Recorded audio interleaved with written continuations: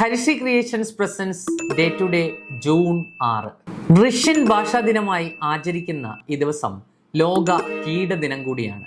മഹാകവി ഉള്ളൂരും കേരള ചരിത്രത്തിലെ വനിതാ പ്രാതിനിധ്യമായ ആനിമ സ്ക്രീനും ജനിച്ചത് ഒരു ജൂൺ 6 1944 ജൂൺ 6 ആദ്യമായി സുഭാഷ് ചന്ദ്രബോസ് ഗാന്ധിജിയെ രാഷ്ട്രപിതാവ് എന്ന് വിശേഷിപ്പിച്ചത്. 1683 ഇതേ ദിവസമാണ് ലോകത്തിലെ ആദ്യത്തെ സർവകലാശാല മ്യൂസിയമായ അഷ്മോലിയൻ മ്യൂസിയം ഓക്സ്ഫോർഡിൽ പ്രവർത്തനം ആരംഭിച്ചത്.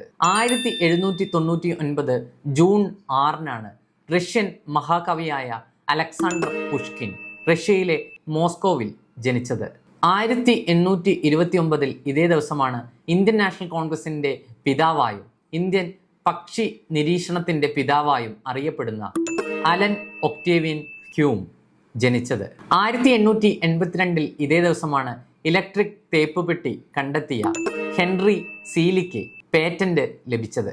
മലയാളത്തിലെ ആദ്യത്തെ ഡിറ്റക്റ്റീവ് നോവൽ എഴുതിയ വനിത എന്ന് അറിയപ്പെടുന്ന തരവത്ത് അമ്മാളു അമ്മ അന്തരിച്ചത് ഒരു ജൂൺ 6 1946 ഇതേ ദിവസമാണ് പ്രസിദ്ധ ഗായകനായ SP ബാലസുബ്രഹ്മണ്യം ജനിച്ചത്.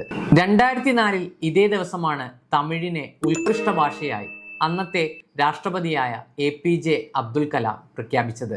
2009 ഇതേ ദിവസമാണ് ലോകത്തിലെ ക്ലോണിങ്ങിലൂടെ സൃഷ്ടിക്കപ്പെട്ട രണ്ടാമത്തെ എരുമ ഇന്ത്യയിൽ പിറന്നത്. ഗരിമ എന്നായിരുന്നു ആ എരുമയുടെ പേര്.